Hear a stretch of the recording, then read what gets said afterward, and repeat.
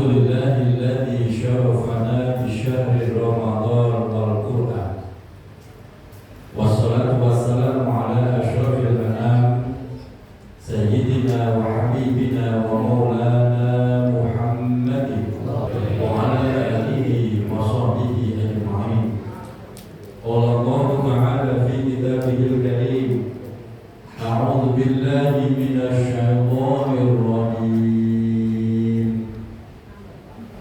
Ya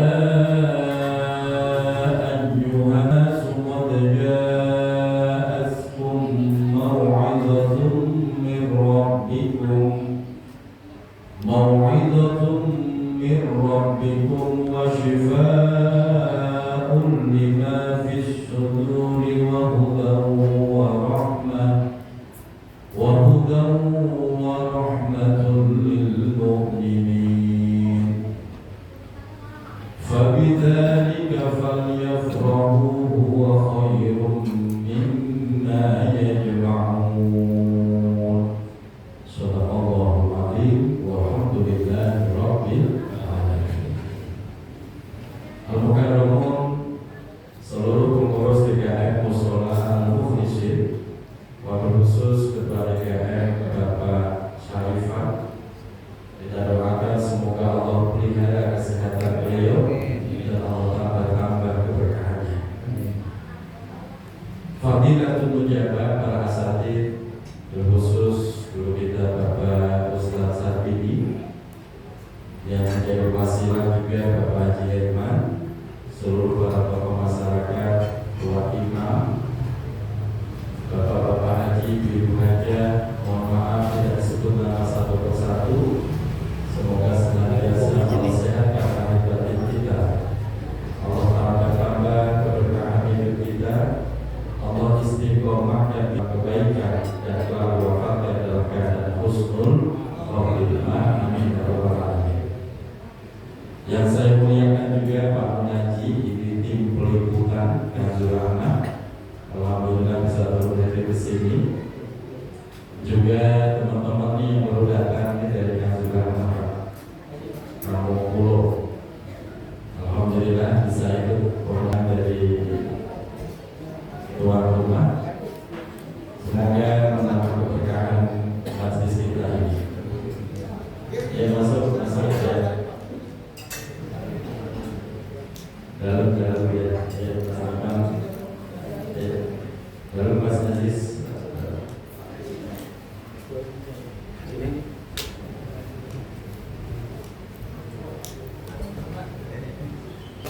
Alhamdulillah wa syukurillah. Pada kesempatan malam hari ini kita bisa berkumpul bersama di tempat yang mulia, dalam acara yang mulia, dengan niat yang mulia. Semoga niat mulia kita ini diterima oleh Allah Subhanahu wa ta'ala. Bapak Ibu jamaah yang dirahmati Allah, pada kesempatan malam hari ini kita memperingati Nuzulul Quran. Apa itu Al-Quran? Al-Quran adalah kalam Allah, adalah kalamnya Allah. Kalam Allah ini adalah kalam terbaik yang ada di muka bumi ini. Sehingga kalam Allah, karena ini kalam terbaik yang merupakan wahyu sekaligus mukjizat, sehingga layak untuk kita peringati agar diri kita semakin dekat kepada Al-Quran. Al-Quran adalah kalamullah al-munazzalu ala Muhammadin sallallahu alaihi wasallam, yang diturunkan kepada baginda Nabi Muhammad sallallahu alaihi wasallam biwasitati Jibril alaihi salam, dengan perantara malaikat Jibril alaihi salam.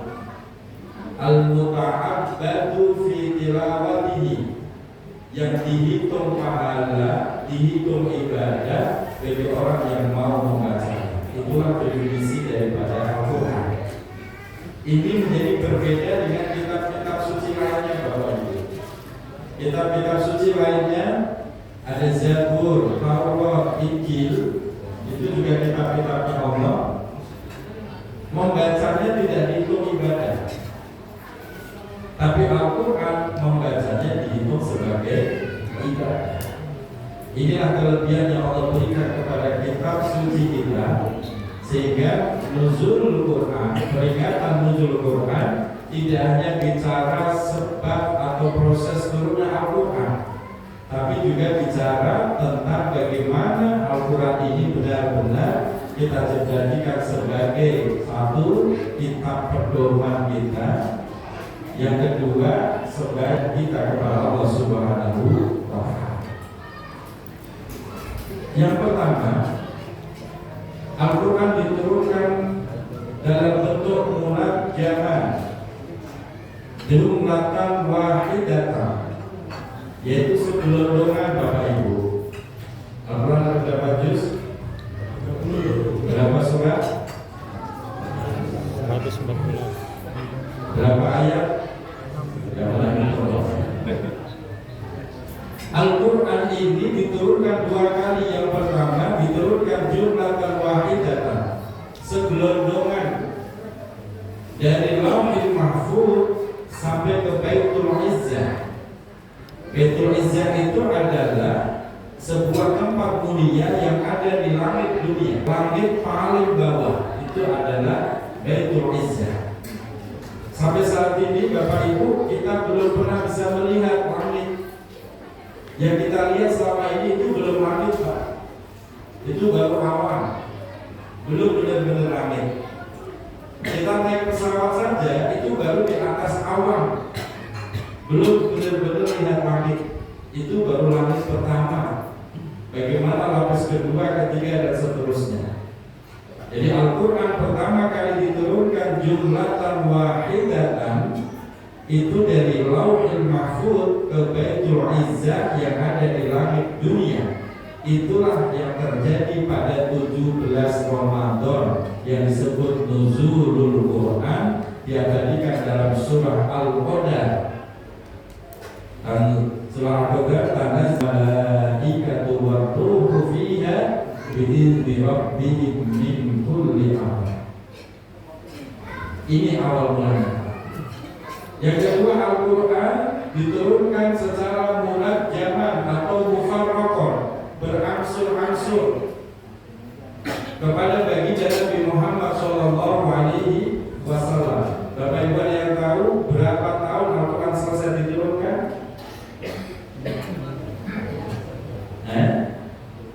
23 tahun. Itu artinya Rasulullah belajar Al-Quran itu butuh 23 tahun lamanya melalui main. Pertanyaannya, Bapak belajar Al-Quran berapa tahun? Ibu belajar Al-Quran berapa tahun? 2 tahun. Ini yang kita renungkan bersama.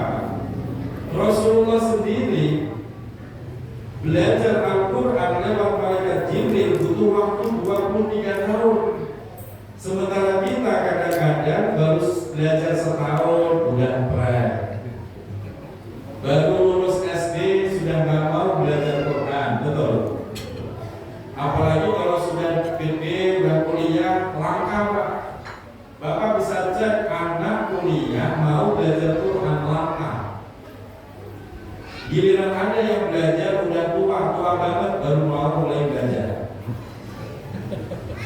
lambat. Artinya di sini kita renungkan, kenapa Rasulullah butuh waktu 23 tahun? Kenapa nggak langsung diturunkan segelondongan juga sekalian? Tidak bisa. Lau anzalna hadzal Qur'ana 'ala jabalin la ra'aitahu khashi'an mutasaddian min khasyatillah.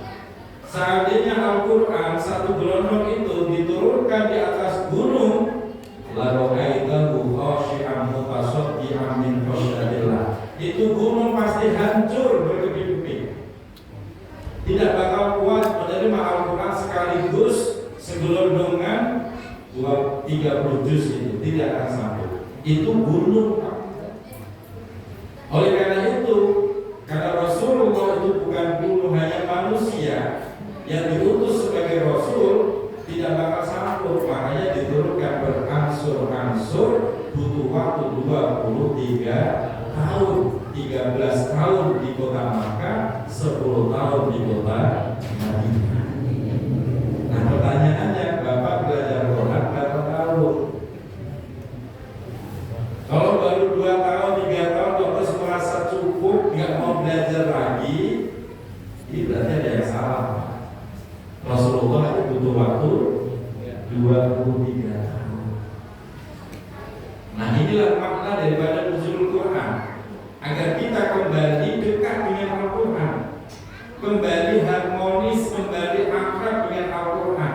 Sungguh ironi mengenaskan kalau ada saudara muslim tapi asing dengan kitabnya. Ada nggak Pak kira-kira? Banyak. Dia Islam, ngaku kitabnya Al-Quran, tapi dia asing dengan Al-Quran. Bahkan di luar sana Pak, saya sudah pernah melakukan survei kecil-kecilan.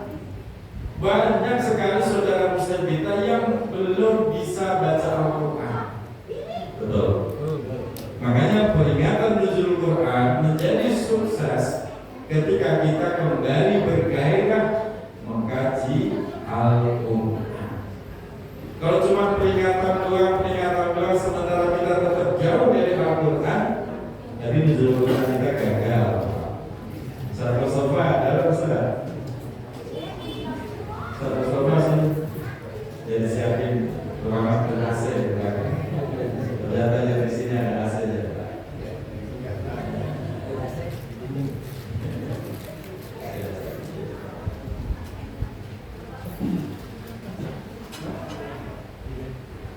Ini yang pertama. Jadi peringatan nuzul Quran adalah bagaimana menyadarkan diri kita untuk kembali bergairah, kembali akrab dengan Al-Quran.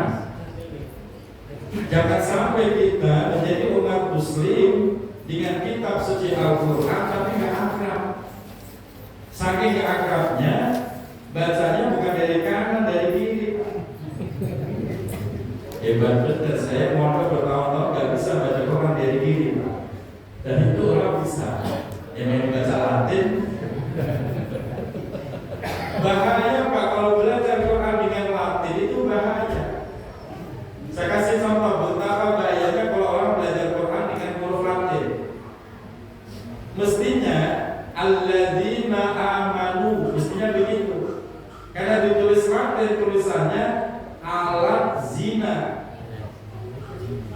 Mestinya alladzina, tulisannya alat zina.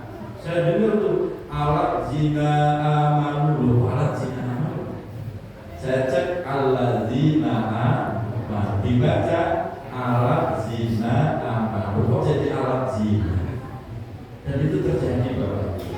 Makanya dari situlah alhamdulillah Kanzul Ahmad terbentuk majelis Iqra Kanzul Ahmad.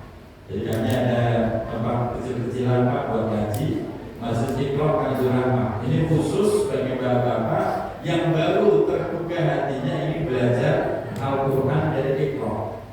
Ketua majelisnya malam ini hadir, sedikit. Itu Bapak. Yang kedua, belajar Al-Quran harus berdasarkan periwayatan. Tidak boleh otodidak, tidak boleh hanya cukup melihat YouTube, tidak boleh. Semua ilmu agama harus berdasarkan periwayatan. Begitu juga Al-Quran. Makanya Rasulullah SAW itu belajar Pak. Dari siapa? Dari malaikat Jibril. Malaikat Jibril dari Allah Subhanahu wa Ta'ala. Begitu juga para sahabat belajar dari Rasulullah. Begitu juga para tabi'in belajar dari para sahabat. Begitu seterusnya, terus ke bawah sampai kepada ulama-ulama kita. Mereka punya sanad ilmu yang tersambung sampai kepada Rasulullah SAW. Dan itu wajib Bapak Ibu. Makanya di sini kembali dikembangkan lagi, yaitu program untuk mengaji Al-Quran. Karena Al-Quran harus dipelajari berdasarkan periwayatan dari gurunya, gurunya, terus sampai kepada Rasulullah SAW. Dalam fakro, tidak ada kesombongan. Saya sampaikan, kami ketika belajar Al-Quran dari membaca sampai menghafal sampai memahami, kami punya sanad. Sanad yang kami miliki urutan 47 dari guru saya, dari gurunya, sampai kepada Rasulullah, sampai kepada Jibril, sampai kepada Allah Rabbul Izzah. Itu namanya sanad ilmu. Sebab kalau sampai agama, belajar agama nggak pakai guru, sebagaimana dijelaskan, may yata'allam bi ghairi syaikhin fa syaikhuhu syaitan. Barang siapa yang belajar agama tanpa guru, maka gurunya adalah. Makanya ketika kita memperingati nuzul Quran, tidak sekedar mengingat turunnya Al-Quran, tapi bagaimana kita juga bagian dari orang-orang yang cinta dengan Al-Quran. Itu yang harus kita pahami bersama dan harus kita lakukan. Bapak Ibu yang dirahmati Allah, karena Al-Quran merupakan kalamullah, maka Al-Quran menjadi kalam yang terbaik di dunia ini. Tidak ada kalam yang melebihi kemuliaannya Al-Quran. Sampai digambarkan fadlul Quran ala sa'iril kalam kafadlillahi ala sa'iril ibad. Keutamaan Al-Quran atas seluruh kalam-kalam yang ada sebagaimana keutamaan Allah atas seluruh hamba dan semua ciptaannya. Oleh karena itu Bapak Ibu jangan sampai salah paham. Bapak Ibu senang sholawatan, silakan pilih sholawat. Tapi jangan merasa cukup terus tidak mau baca Al-Quran. Kalau itu yang terjadi, maka sholawat yang kita baca tidak ada berkahnya. Kenapa? Karena menganggap sholawat lebih hebat daripada Al-Quran. Bapak Ibu punya wirid apa? Kalimat thayyibah, tahlil, silahkan, itu cakep. Tapi kalau Bapak Ibu merasa cukup dengan itu, tidak mau membaca Quran, maka justru dikira seperti itu tidak ada berkah. Kenapa? Karena Al-Quran adalah kalam terbaik, dzikir terbaik, wirid terbaik adalah Al-Quran. Bapak Ibu dirahmati Allah, oleh karena itu sering-sering baca Al-Quran. Apalagi bulan Ramadan seperti ini. Ini momentum yang sangat tepat karena memang Al-Quran diturunkan di bulan suci Ramadan. Bapak kalau baca Quran biasanya di musola atau di rumah? Bu kalau baca Quran di rumah atau di musola? Dibagi, kadang di musola, kadang di rumah, kadang di masjid, kadang di rumah, begitu Pak. Jangan di masjid terus, jangan pula di musola terus. Kenapa? Biar rumah juga kebagian berkahnya Al-Quran. Makanya sampai ada sebuah hadis yang menjelaskan ketika membacakan Al-Quran, satu, tahdu al-malaikatu rahmah, maka malaikat membawa rahmat akan turun ke rumah tersebut. Yang kedua, wa tahjuru anhu syayatin, setan-setan itu akan kabur dari rumah kalau rumah itu sering dibacakan Al-Quran. Ketiga, wa taksuru fihil khairu, kebaikan itu akan terus bertambah di dalam rumah itu kalau rumah itu sering dibacakan Al-Quran. Maka kadang-kadang sering terjadi begini Pak, orang datang ke rumah kiai, di rumah bawaannya panas, ketemu istri berantem mulu, ketemu anak berantem mulu, bawaannya panas. Terus maunya apa sana? Tolong diruqyah biar rumah saya adem. Begitu katanya. Saya bilang Bapak Ibu, silakan ruqyah sendiri. Yang namanya ruqyah itu adalah membaca Al-Quran. Sering-sering saja baca Al-Quran, maka rumah itu akan adem. Kenapa adem? Karena banyak berkah dari Al-Quran. Baca Quran di rumah itu seandainya bisa divisualkan, dia bisa divideokan, direkam, maka setiap sudut itu ada huruf-huruf Al-Quran. Wa fi kulli harfin asyru hasanatin, dan setiap satu huruf itu ada 10 kebaikan di dalamnya. Itu di luar Ramadan, Pak. Kalau di dalam Ramadan, fi kulli harfin mi'atu hasanah, setiap satu huruf 100 kebaikan. Alhamdulillah. Makanya kalau saya berada di bulan Ramadan kok gak mau baca Quran, aneh, Pak. Imam Ghazali rahimahullah ta'ala menyatakan orang yang harus Al-Quran, orang yang berRamadan harus Al-Quran. Orang ketemu Ramadan kok gak mau menyentuh Quran, gak mau baca Quran, maka dia tidak akan mendapatkan keberkahan secara utuh di bulan Ramadan ini. Makanya disebut syahrul Ramadan, syahrul Quran. Bulan Ramadan adalah bulannya Al-Quran. Saya ajari Bapak Ibu, kalau pengen rumah kita berkah, Bapak Ibu baca Al-Quran di 2 waktu ini. Kalau nggak bisa setiap waktu, cukup di 2 waktu ini, jangan di 3. Yang pertama kapan? 1 setelah selesai sholat subuh. Bapak Ibu, khususnya bapak-bapak, selesai sholat subuh berjamaah di mushola, biasanya pulang. Kalau sudah sampai rumah, Pak, jangan pegang kopi, jangan pegang rokok. Lama itu lagi urusannya. Iya. Kalau udah kopi dan rokok, Pak, udah nggak ngapa-ngapain. Ibu juga begitu. Pulang dari sholat subuh, jangan ke dapur, Bu. Seharian itu dapur gak beres-beres urusannya. Terus ngapain? Habis pulang sholat subuh, itu rumah, buka pintu lebar-lebar, jendela buka sampai ngabrak, biar kebuka semua. Setelah dibuka semua, buka Al-Quran. Buka Al-Quran. Kenapa harus begitu?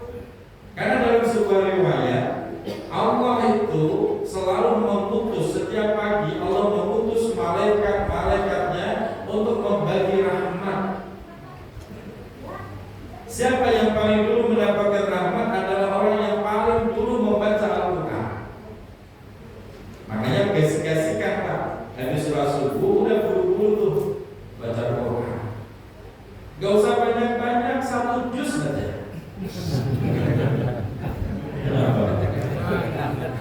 Sedikit, Pak. Kelamaan apa sedikit? Emang 1 juz berapa menit? Kelamaan mobinya, mobi bisa berjam-jam. Begitu, Bu. Ya sudah, kalau 1 juz kelamaan kurangilah, setengah juz cukup. Mau tambah lagi boleh. Yang penting Bapak baca, istiqomahkan. Yang habis subuh, sebelum Bapak beraktivitas, sebelum kemana-mana, sebelum ngapa-ngapain, pegang dulu Al-Quran. Baca itu Al-Quran. Kalau bacanya kenceng, Bapak Ibu suaranya, pastikan suara baca Al-Quran kita itu masuk ke setiap sudut rumah-rumah kita. Pastikan setiap rumah itu kedengaran suara bacaan Al-Quran kita. Kenapa? Karena disitulah seluruh ruangan rumah kita akan dipenuhi oleh rahmatnya Allah, dipenuhi oleh huruf-huruf Al-Quran. Itu rahasianya, Pak. Ini kadang-kadang baca Qurannya pelan sampai gak kedengaran suaranya. Kenapa bacanya pelan? Malu kedengaran orang. Loh, baca Quran kok malu? Dan dusta ada segar loh, Pak. Baca Quran kok habis bacanya masih terbata-bata, tak apa-apa, terusin. Walaupun masih terbata-bata, terusin. Baca tuh Al-Quran. Udah selesai baca Quran, baru tuh Shadaqallahul Adzim, Bapak baru ke dapur, rebus air kira-kira cukup untuk 2 gelas. 1 untuk Bapak boleh kopi liong tanpa gula, anaknya ke kiri, Pak, yang ke kanan. Kalau ke kanan tak sedap kopinya, gulanya dikit aja.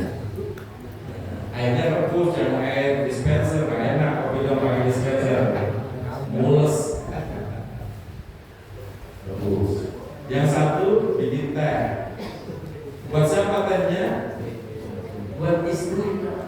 Begitu selesai panggil, nah sini kita ke tenda. Masya Allah, itu dunia milik yang lain. Masya Allah.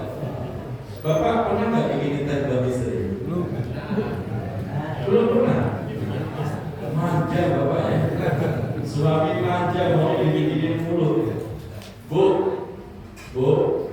pernah dibikinin tes suami nggak? Siapa amat ya. Padahal Pak, itu istri sekali-kali Pak coba bikinin teh. Pagi-pagi aja kata dari sini, nah kita kata dari. Itu istri Pak langsung berubah jadi solehah. Berubah. Ya kitanya kadang suami suka manja sih. Dikit-dikit, kopi, makan tinggal nyetok aja kadang udah disedokin. Jangan manja. Bikin. Kita aja Masya Allah. Itu Bapak pagi itu dia orang yang paling beruntung. Kenapa? Satu, Bapak mendapatkan rahmat Allah yang dibagikan oleh malaikat tadi. Yang kedua, Bapak mendapatkan kebaikan Al-Quran. Setiap satu hurufnya 10. Itu kalau di luar Ramadan Pak. Bapak bayangin tuh, kalau Bapak baca satu halaman saja, ada berapa huruf tuh? Ada nggak 100 Pak? Kalau itu ada 100 huruf, satu hurufnya 100 kebaikan, khusus di bulan Ramadan. Subhanallah. Rumah Bapak adem, penuh dengan berkah. Yang tadinya suami sama istri marah-marah mulu. Aneh loh Pak, kadang-kadang saya lihat itu. Suami sama istri ngomong sekecap dua kecap, yang ketiga ngegas langsung Pak. Sama anak juga begitu. Makanya kalau pengen adem rumah tangganya, dasarkan Bapak. Nanti anak turut Pak. Anak itu kalau sering dibacakan Quran di rumah, kena energi Al-Quran, energi positif, anak itu menjadi baik. Sebanding-bandingnya anak, kalau sering dibacakan Al-Quran, luluh satu saat hatinya, sehingga menjadi anak yang solid dan solihah. Maka kadang-kadang mohon maaf nih Pak, ujian terberat orang tua adalah sekarang ini adalah didik anak. Betul? Ini anak kalau sudah megang handphone, dipanggil orang tuanya, boleh nggak? Dipanggil 2 kali, boleh nggak? Nggak bakalan Pak, Bapak nendang tuh baru mulai bacanya. Betul? Kenapa bisa begitu? Karena anak tidak pernah menemukan sentuhan-sentuhan Al-Quran lewat orang tuanya. Giliran kepikiran baca Quran bukan dari lesan orang tuanya, dari CD, dari kaset, dari YouTube, polotannya. Jangan baca sendiri. Baca sendiri Pak. Biar apa? Yaitu biar setiap hurufnya ada 100 kebaikan. Kalau Bapak cuma tentang murotal lewat kaset, lewat CD, lewat YouTube, ngaruhnya itu paling 1% Pak. 1%. Tapi kalau Bapak Ibunya baca Quran, Masya Allah, itu bocah gampang dididiknya Pak. Nah inilah berkah daripada Al-Quran. Makanya sekali lagi, peringatan nuzul Quran tidak hanya memperingati proses turunnya, tapi kita semakin akrab dengan Al-Quran. Yang merasa belum bisa baca, silakan mulai sekarang baca, belajar baca. Malu, gak usah malu. Terlambat lebih baik terlambat daripada tidak sama sekali. Kenapa kita harus senang membaca Al-Quran? Dalam sebuah hadis, Iqra'ul Quran, baca itu Al-Quran. Fa'innahu ya'ti yawmal qiyamati syafi'an li ashabi. Karena Al-Quran akan turun kepada para sahabatnya besok di hari kiamat. Siapa itu sahabat Al-Quran? Yaitu orang yang senang membaca Al-Quran, orang yang senang duduk berlama-lama dengan Al-Quran, orang yang merasa rindu kalau seharian tidak baca Al-Quran, orang yang merasa galau kalau nggak pegang Quran. Jadi udah cinta banget. Itulah sahabat Al-Quran.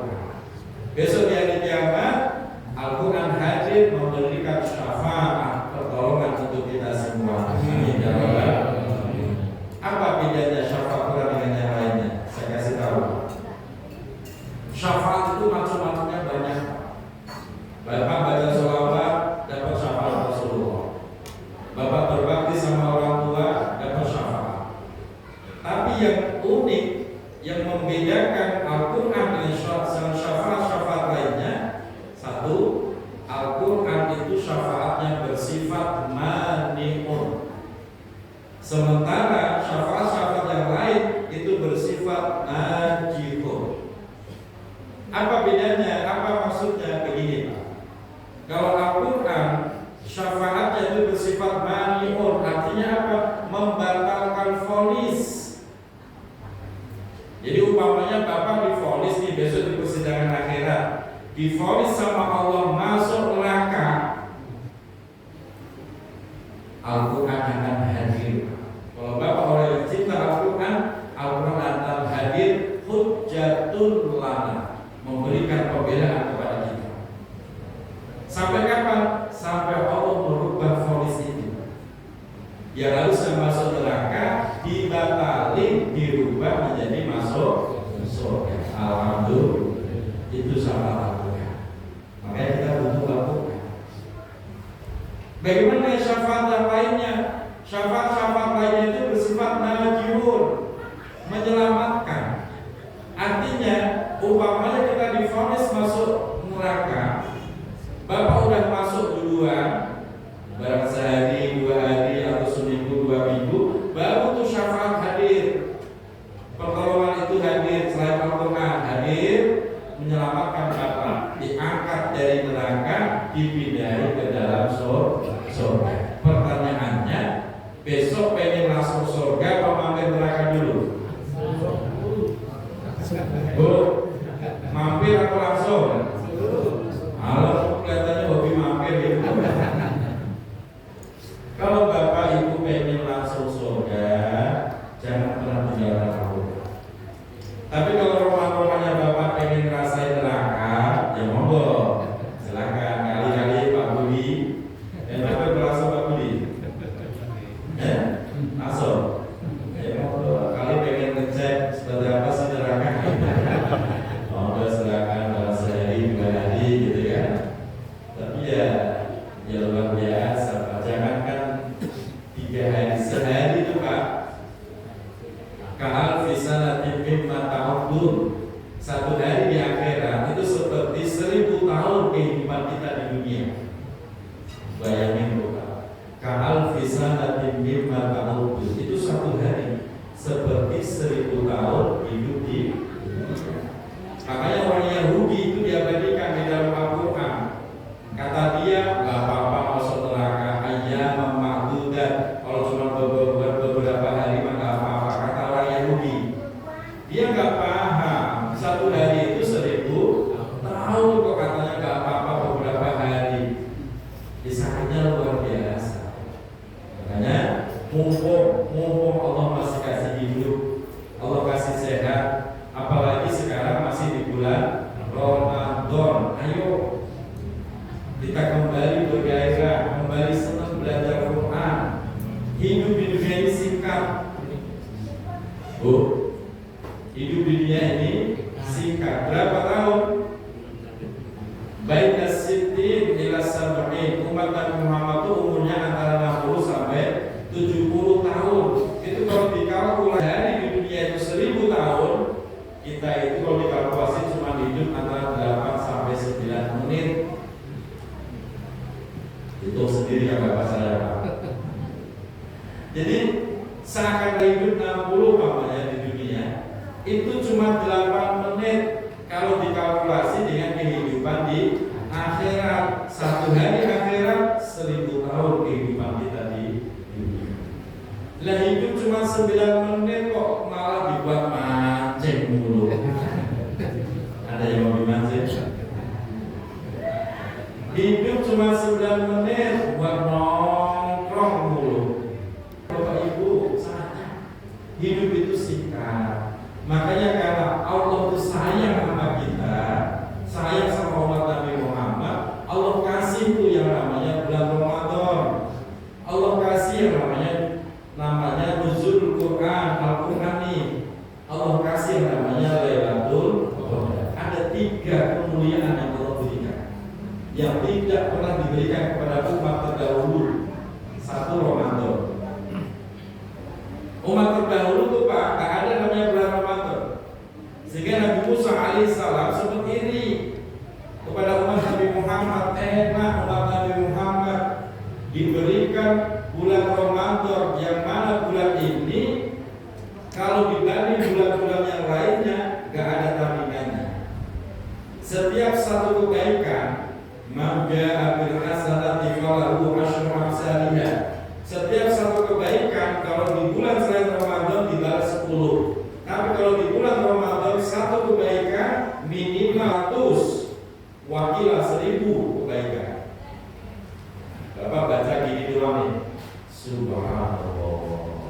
di bulan Ramadan itu dibales 100 kebaikan oleh Allah.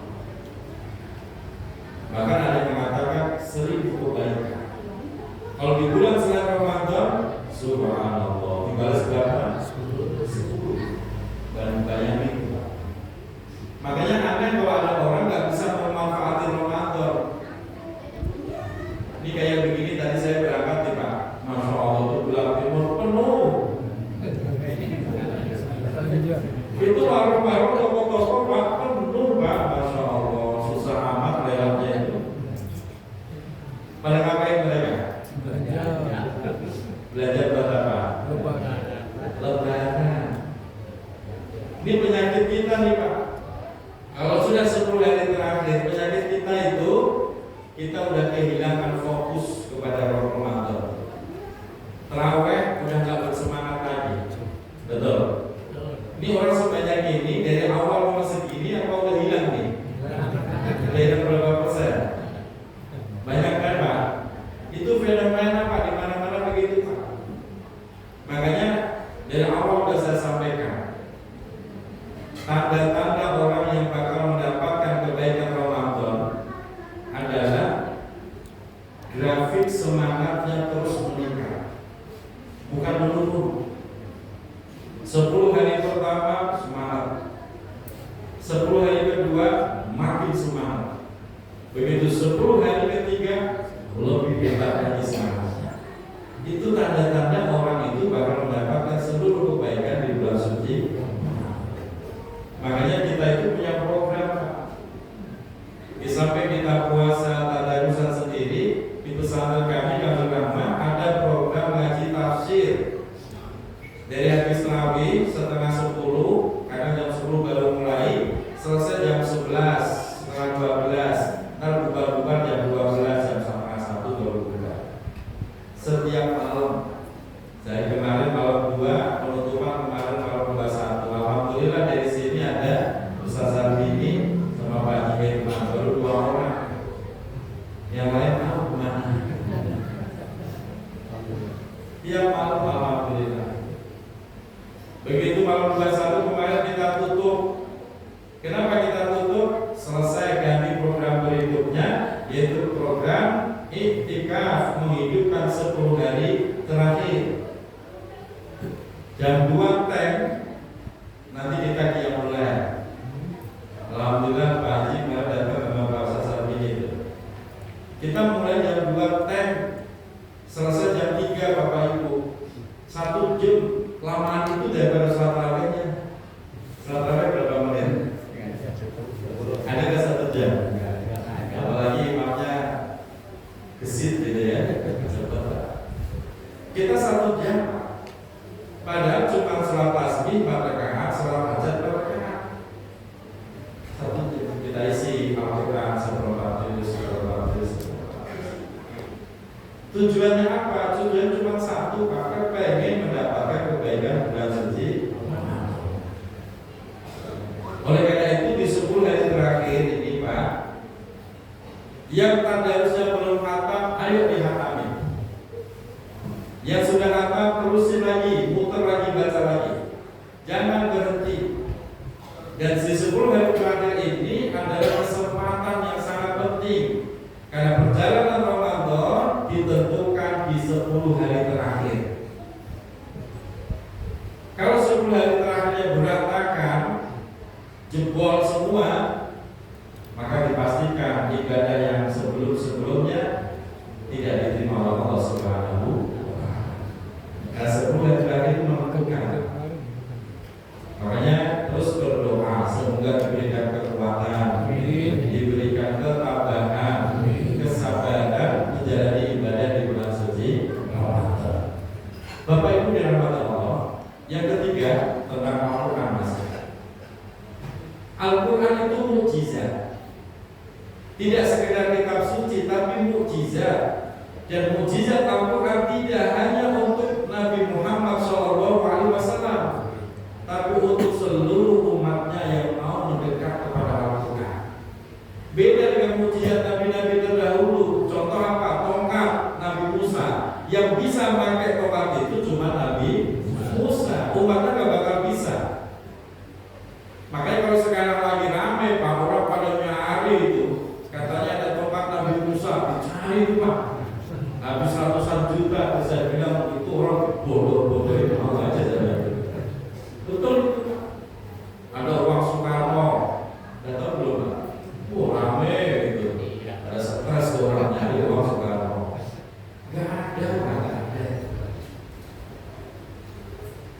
Semua nabi mukjizatnya hanya khusus nabi.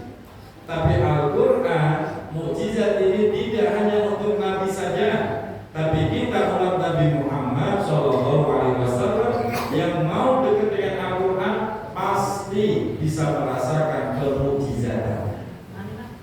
Sehingga Al-Quran ini akan terus terjaga. Sholihun fi kulli zamanin wa makanin, akan terus terjaga, terus eksis di zaman, di waktu kapanpun, dalam kondisi apapun. Al-Quran tidak pernah ketinggalan zaman, selalu eksis. Beda dengan mukjizat dulu, Pak. Mukjizat Nabi terdahulu kok dibawa ke zaman sekarang, udah nggak percaya, Pak. Contoh umpamanya Nabi Musa tongkatnya bisa jadi ular. Ya sekarang tontonan TV banyak, Pak. Tongkat jadi ular, tisu jadi duit, macam-macam. Orang dikasih begitu udah nggak percaya, udah nggak percaya. Kenapa? Jadi banyak sekarang zaman modern, teknologi canggih yang begitu lah bisa. Tapi Al-Quran sampai sekarang karena dia mukjizat, nggak ada satu orang pun yang mampu menandingi Al-Quran. Jangankan kemukjizatannya, bikin satu surah yang mirip dengan Quran aja nggak bisa. Maka tantangan Al-Quran itu masih berlaku. Wa in kuntum fi raibin mimma nazzalna ala abdina fa'tu bi suratin min mislih. Jika kalian melakukan Al-Quran ini, fa'tu bi suratin min mislih, silahkan datangkan satu surah saja yang bisa menandingi Al-Quran. Sampai sekarang nggak ada yang bisa. Itu dari segi bahasa, segi susunan. Bagaimana dengan kemukjizatannya? Nggak ada yang bisa menandingi. Dan kalau kita kepengen merasakan kemukjizatan Al-Quran, satu, harus dekat dengan Al-Quran. Yaitu tadi, Pak, ya habis subuh baca Al-Quran. Tadi saya bilang ada dua waktu yang ditinggal. Satu habis subuh. Yang kedua kapan kita baca Quran? Yaitu sebelum tidur. Sebelum tidur. Biasanya Bapak pengantar tidurnya apa? TikTok, dangdutan. Sekarang diubah. Kalau kita kepengen dianggap sebagai sahabat Al-Quran, sebelum tidur baca Al-Quran semampunya. Tapi syaratnya begitu selesai baca Al-Quran, Shadaqallahul Adzim, langsung tidur, jangan pegang handphone lagi. Jika penyakit kita handphone dulu, Pak. Shadaqallahul Adzim, pegang handphone lagi. Ya, begitulah. Baca Quran semampunya, satu halaman, dua halaman, Shadaqallahul Adzim, udah langsung tidur. Maka Bapak tidur itu, Bapak dijagai seluruh malaikat sebanyak huruf yang Bapak baca. Luar biasa. Bapak tidur dijagai malaikat sebanyak huruf yang kita baca. Kalau Bapak bacanya kira-kira ada 100 huruf Al-Quran, ada 100 malaikat yang jagain kita saat itu. Makanya orang itu kalau sebelum tidur kau baca Quran, tidurnya akan berkualitas, pules, nyaman. Walaupun sebentar, karena tidurnya berkualitas, di badan enak, sehat. Beda kalau orang mengatakan tidurnya dangdutan, tiktokan, walaupun tidur berjam-jam, bawaannya tetap aja ngantuk. Betul. Mohon maaf, lafal roga ada kesombongan, Pak. Selama Ramadan saya belum pernah tidur malam, Pak. Tidurnya nanti pagi habis ngaji kira-kira setengah 8 baru tidur. Ntar bangun-bangun jam 11. Udah nggak tidur lagi tuh sampai sekarang. Maka tadi saya sempat ngantuk juga, Pak, waktu tahlil. Saya ingat-ingat, mungkin saya ngantuk. Ternyata memang kopi belum lumayan. Ada kopinya. Begitu keluar ada sedikit lagi, kan? Baca doa Al-Quran sebelum tidur. Nanti Bapak rasakan tidurnya berkualitas, jiwa Bapak damai, jiwa kita tenang, badan sehat, ruhnya sehat, batin sehat. Itu disebut syifa lima fi sudur. Al-Quran itu sebagai obat.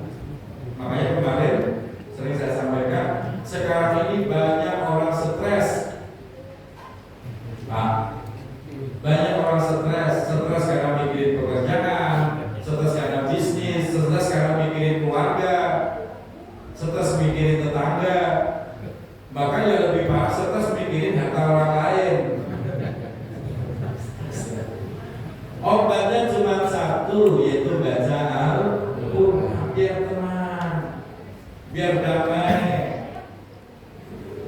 Seperti kayak gini udah nggak usah dipikirin THR mah, Pak. Fokus ibadah. Lebaran baju mah nggak usah dipikirin. Kayak saya nggak pernah mikirin Pak baju lebaran. Ngapain saya udah mau ngaji kok mikir baju lebaran? Biar jamaah yang mikirin saya.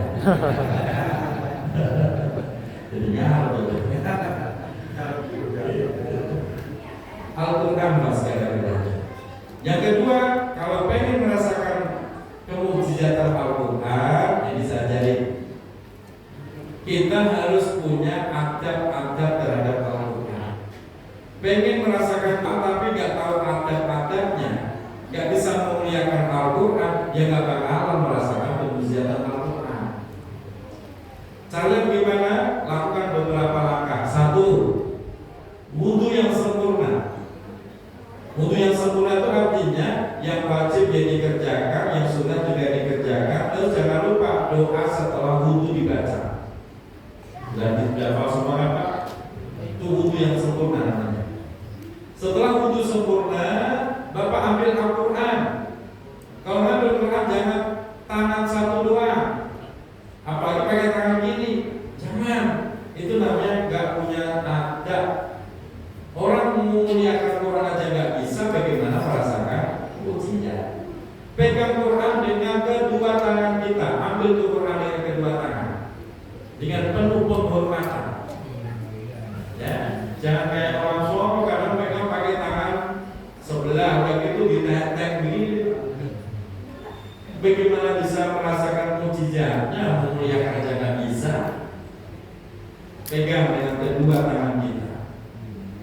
Habis dipegang, jangan buru-buru dibuka. Ibu cium tuh Al-Quran, cium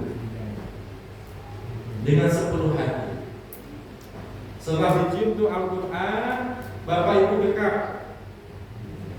Saat Bapak Ibu mendekat Al-Quran, panjatkan apa yang menjadi hajatnya. Kalau itu penyakit, sampaikan, ya Allah, dengan keagungan kalam-Mu ini ya Allah, sembuhkan penyakit saya.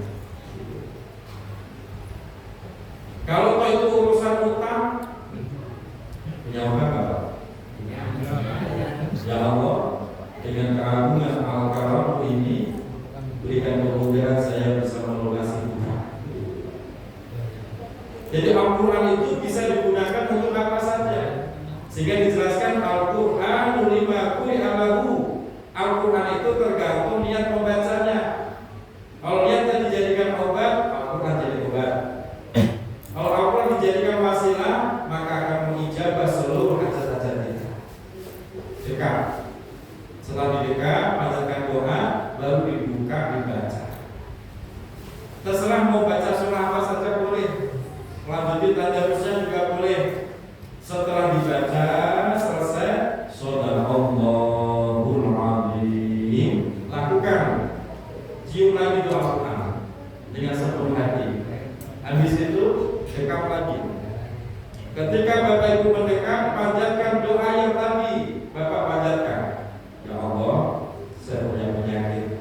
Semoga dengan bacaan Al-Quran ini, ayat-ayat suci-Mu, sembuhkan penyakit saya ya Allah. Selesai, Bapak taruh, pegang kedua tangan, taruh di tempat yang mulia, tempatnya tadi. Selesai. Nanti Bapak Ibu rasakan bagaimana Al-Quran akan menolong kita sebagai mukjizat dari Allah Subhanahu wa Ta'ala.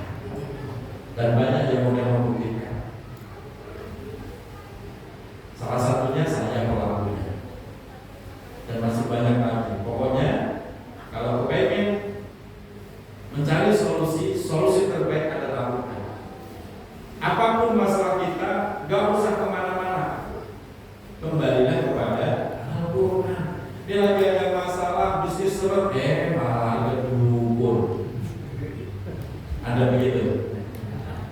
Lagi ke dukun, ya malah Bapak diprosotin duitnya. Gak usah ke dukun.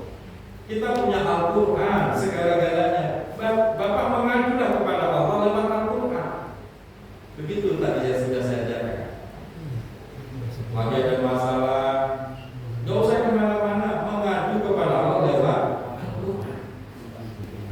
kemarin Pak, dia punya anak gadis, usianya udah 32, pendidikan terakhir S2, karir manajer, parastrantik, tapi belum ketemu jodoh.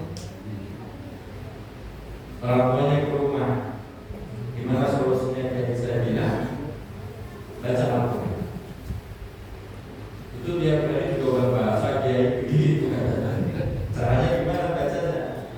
Ternyata dia belum tahu caranya. Nah itu yang tadi saya ajarkan. Lakukan begitu Pak.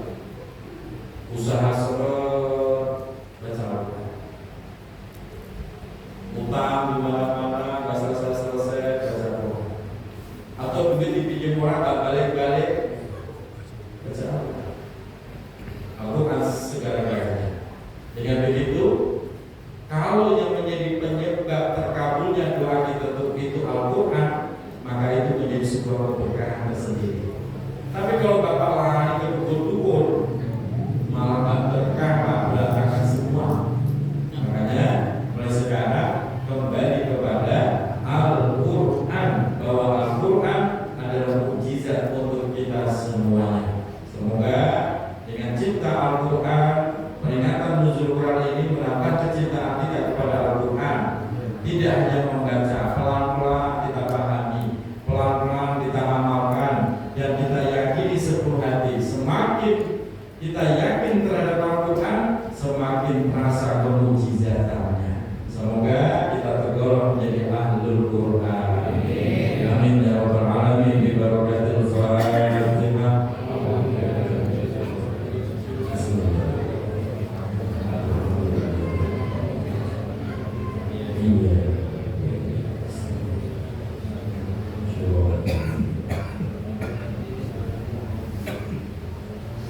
Amin ya rabbal alamin. Demikian, semoga bermanfaat. Mohon maaf lahir dan